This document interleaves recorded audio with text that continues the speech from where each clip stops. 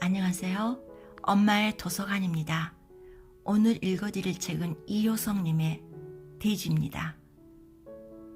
이효성님은 1928년 조선지강에 도시와 유령 단편소설을 발표하여 데뷔하셨고 행진곡, 기후 등을 발표하면서 구인회에 참여하였으며 돈, 수탁 등의 작품을 발표했습니다. 1934년부터 평양 숭실전문학교 교수로 강의하면서 산, 들, 자연과 교감하는 수필작품을 발표하셨고 1936년 메밀꽃 필 무렵을 통해 1930년대 조선 시골 사회를 아름답게 담았습니다. 1940년 부인과 자녀를 잃고 시리에 빠져 건강을 잃고 1942년 5월 결핍 수막염으로 작고하셨습니다. 돼지 이효석. 옛성 무퉁이 버드나무 까치 덩어리 위에 푸르등한 하늘이 얕게 드리웠다. 토끼 우리에서 하얀 양토끼가 고슴도치 모양으로 까칠하게 웅크리고 있다. 능금나무 가지를 간들간들 흔들면서 벌판을 불어오는 바닷바람이 채 녹지 않는 눈 속에 덮인 종묘장. 보리밭에 휩쓸려 돼지 우리에 모질게 부딪힌다. 우리 밖 4개의 말뚝안에 얽어매인 암돼지는 바람을 맞으면서 유난히 소리를 친다. 말뚝을 싸고 도는 종묘장 시도춘 시뻘건 입에 거품을 뿜으면서 말뚝의 뒤를 돌아 그 위에 덥석 앞다리를 걸었다.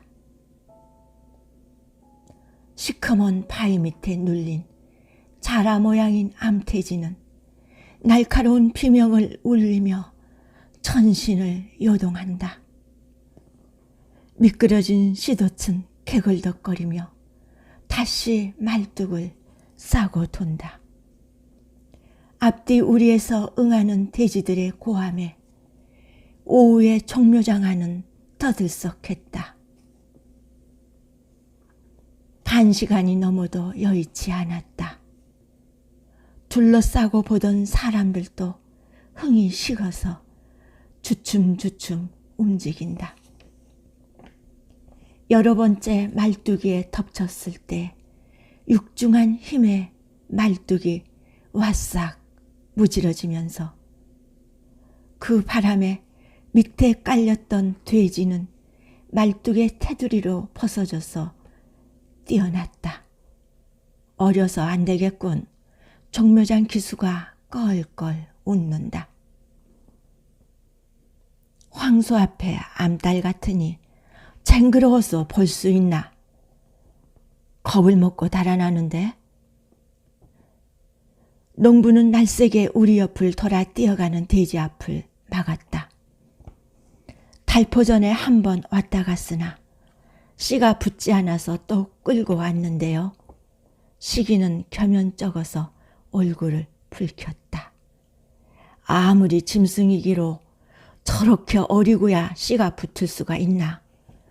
농부의 말에 시기는 다시 얼굴을 붉혔다. 빌어먹을 놈의 짐승. 무한도 무한이려니와 귀찮게 구는 짐승의 시기는 화를 버럭 내면서 농부의 부축을 하여 달아나는 돼지의 뒤를 쫓는다. 고무신이 진창에 빠지고 바지춤이 흘러내린다.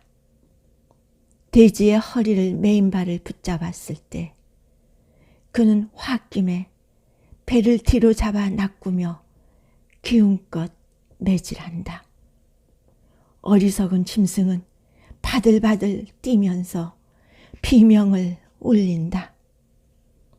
농가 1년의 생명선, 좀 있으면 나올 제1기 세금과 첫 여름 감자가 나올 때까지의 가족의 양식의 예산의 부담을 맡은 이 어린 짐승에 대한 추근한 뉘우침이 나중에는 필연코 나련마는 종묘장 사람들 숲에서의 무안을 못 이겨 시기에 흔드는 매는 자연 가련한 짐승 위에 작게 내렸다.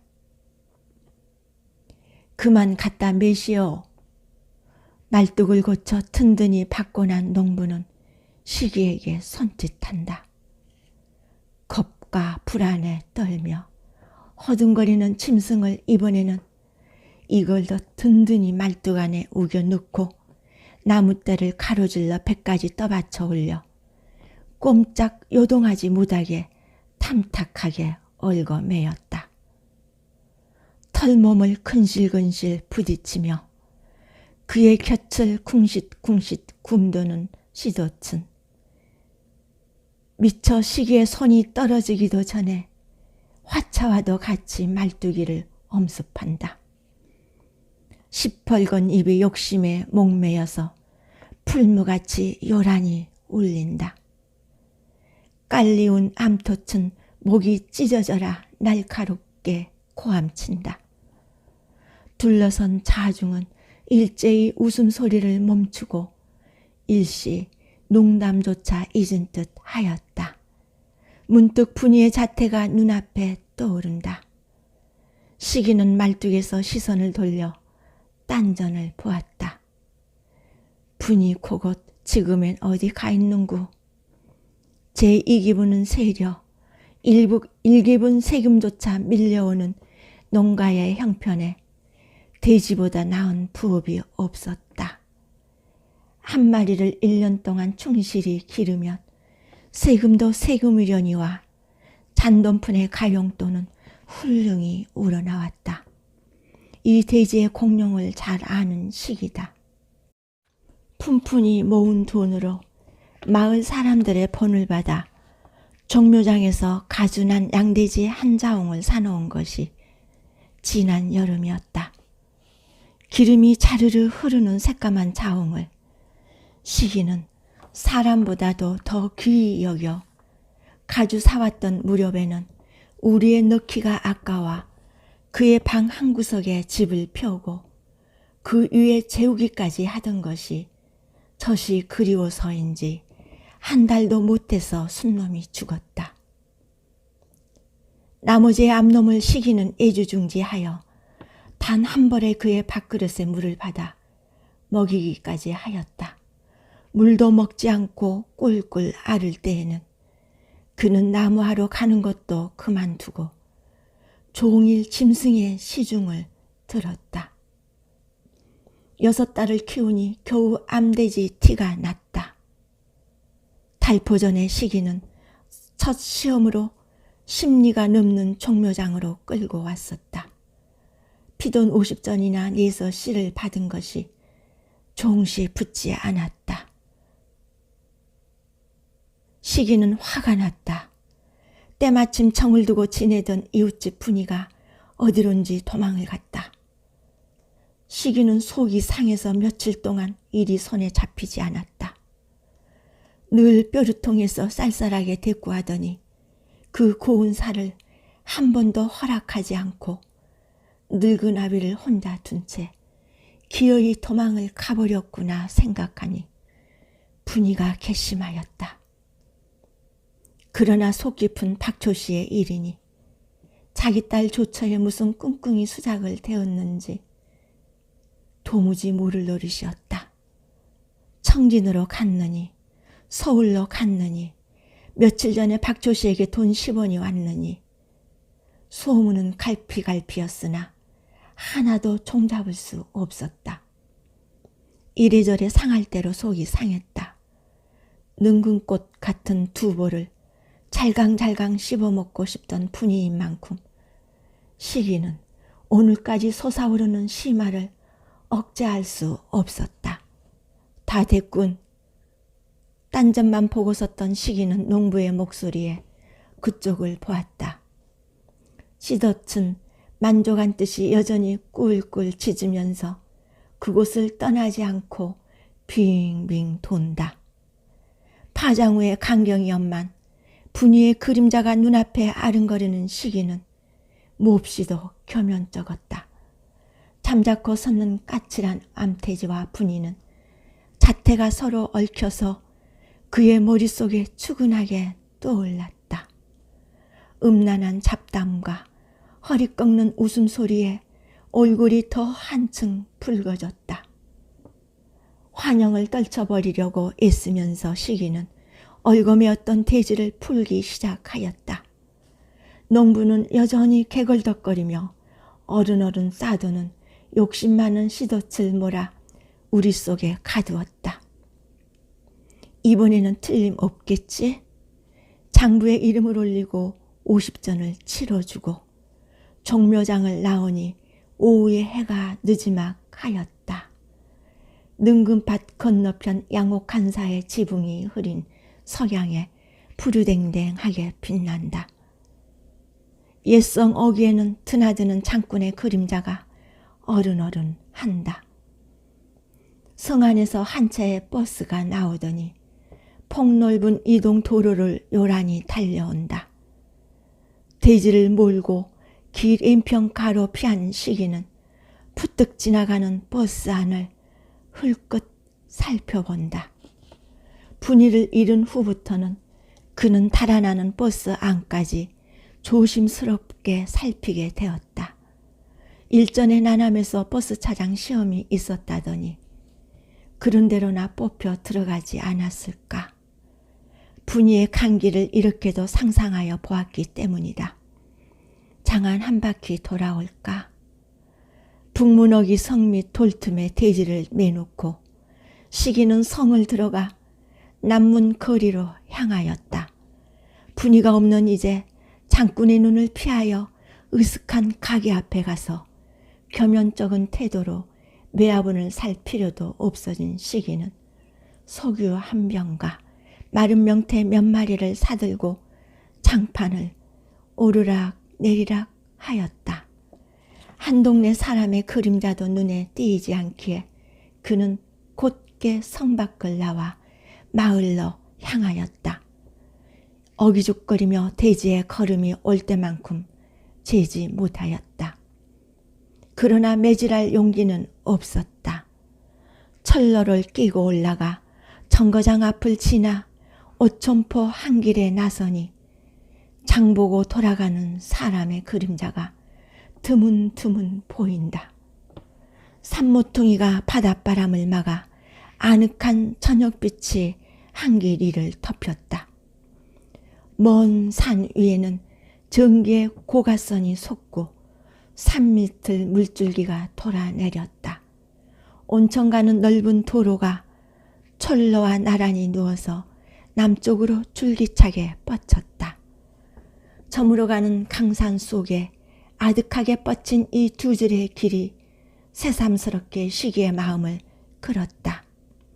걸어가는 그의 등 뒤에서는 산모퉁이를 돌아오는 기차 소리가 아련히 들린다. 벼랑간 시기에게는 이상한 생각이 들었다. 이 길로 아무데로나 달아날까? 장에 가서 돼지를 팔면 노자가 되겠지. 차 타고 노자 자라는 곳까지 달아나면 그곳에 분이가 있지 않을까? 어디서 들었는지 공장에 들어가기가 분이의 소원이라더니 그곳에서 여직공 노릇하는 분이와 만나 나도 노종자가 되어 같이 살면 오죽 재밌을까? 공장에서 버는 돈을 달마다 고향에 붙이면 아버지도 더 고생하실 것 없겠지. 돼지를 방에서 기르지 않아도 좋고 세금 못 냈다고 면사무소 서기들한테 밥솥을 빼앗길 염려도 없을 터이지. 농사같이 초라한 업이 세상에 또 있을지. 아무리 부지런히 일해도 못 살기는 일반이나. 분이 있는 곳이 어디인가? 돼지를 팔면 얼마나 받을까? 암돼지, 양돼지. 아! 날카로운 소리에 번쩍 정신이 깨었다. 찬바람이 획 앞을 스치고 불시에 일신이 딴 세상에 뜬 것 같았다. 눈 보이지 않고 귀 들리지 않고 잠시간 천신이 죽고 감각이 없어졌다. 캄캄하던 눈앞이 차차 밝아지며 거물거물 움직이는 것이 보이고 귀가 뚫리며 요란한 음향이 천신을 쓸어 없앨 듯이 우렁차게 들렸다. 우레소리가, 바닷소리가, 바퀴 소리가. 벼랑간 눈앞이 환해지더니 열차의 마지막 바퀴가 쏜살같이 눈앞을 달아났다. 아, 기차! 다 지나간 이제 시기는 정신이 아찔하여 몸이 부르르 떨린다. 진땀이 나는 대신 소름이 쭉 돋는다. 천신이 불시에 비인 듯이 거푼하다. 글자대로 천신이 비었다. 한쪽 팔에 들었던 소규병도 명태마리도 간 곳이 없고 바른 손으로 이끌던 돼지도 종적이 없다. 아, 돼지. 돼지고 무엇고 미친놈이지. 어디라고 건널목을 막 건너. 따귀를 철썩 맞고 바라보니 철로 망보는 사람이 성난 얼굴로 그를 노리고 섰다. 돼지는 어찌 됐단 말이오? 어젯밤 꿈 잘 꾸었지? 내 몸 안 친 것이 다행이다. 아니 그럼 돼지가 치웠단 말이오? 다음부터 차의 주위에 톡하게 쏘아붙이면서 철로 망구는 시기에 팔을 잡아 놨고 건널목 밖으로 끌어냈다. 아, 돼지가 치웠다니. 2번 총묘장에 가서 씨를 받은 내 돼지. 암돼지, 양돼지. 엉겹결에 애치면서 훑어보았으나 피 한 방울을 찾아볼 수 없다. 흔적조차 없다니. 기차가 달롱 들고 간 것 같아서 아득한 철로 위를 바라보았으나 기차는 벌써 그림자조차 없다. 한 방에서 잠재우고 한 그릇에 물 먹여서 기른 돼지. 불쌍한 돼지. 정신이 아찔하고 일신이 허전하여서 시기는 급시에 그 자리에 푹 쓰러질 것만